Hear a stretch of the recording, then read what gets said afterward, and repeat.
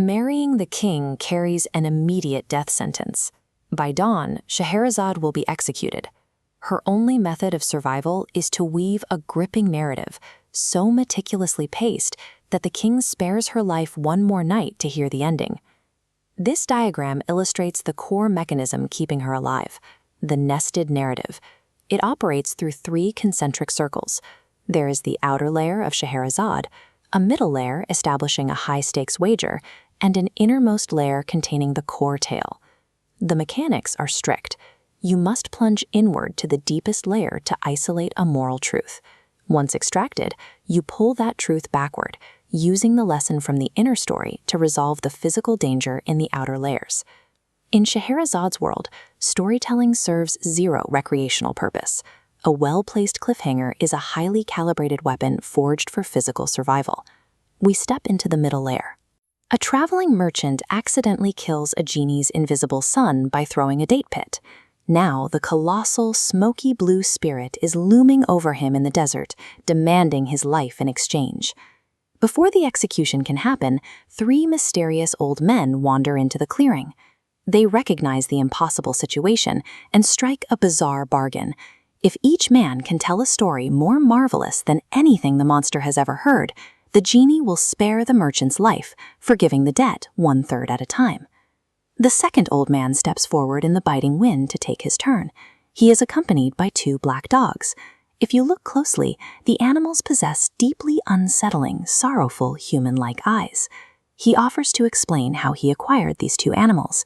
In doing so, his memories become literal currency, a high-stakes negotiation, trading words for a stranger's life. We drop into the innermost circle. Decades earlier, the second old man was a wildly successful merchant, diligently building a small fortune in the Arabian marketplace. His 2 older brothers took a different path.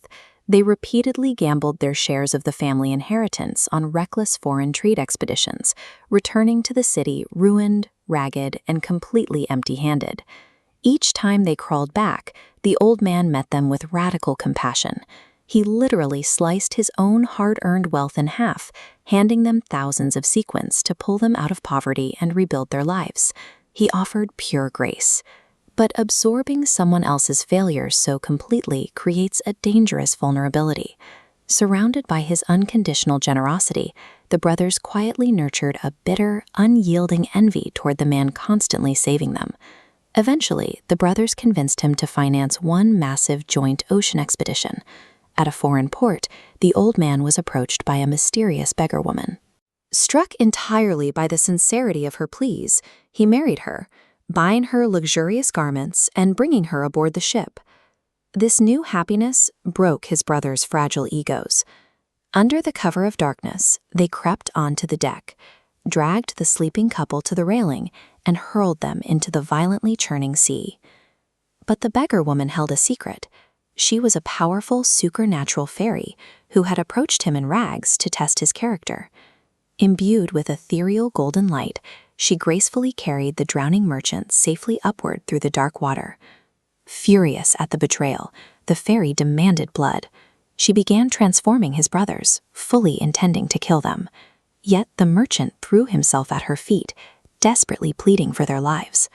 Astounded by his compassion, she compromised, locking the brothers inside the bodies of black dogs for exactly 10 years. The merchant's mercy had a fatal blind spot. Left to his own devices, he would have let his brothers murder him. In a world governed by magic, supernatural forces violently intervene to enforce the moral boundaries that extreme human compassion refuses to set. Now, the diagram traces outward, returning to the middle layer. The colossal genie listens in awe, deeply moved by the merchant's mercy. The tale fulfills its contract. The genie calculates the moral weight, and 1/3 of the death sentence dissolves into smoke. The third old man immediately steps up, delivering a final unseen story so compelling that it clears the remaining debt. His demands fully satisfied, the towering monster vanishes entirely into a whirlwind of fire, leaving behind a quiet, peaceful desert. The genie spared the merchant because he found the narrative itself more valuable than the blood he was owed. In this specific environment, A well-timed story becomes the only currency the monster will accept in exchange for a human life. Pull all the way back out to the outermost layer. Scheherazade isn't telling a random fantasy to pass the time. She is holding up a mirror. Just as the old men use narratives to pacify a wrathful monster in the desert, she is using this exact narrative to pacify the wrathful monster sitting directly in front of her. Storytelling is the only force capable of pushing back the executioner's dawn, retreating into the night one sentence at a time. By braiding radical compassion into a masterfully crafted narrative, she secures another sunrise. She proves, night after night, that the right words hold the power to conquer death.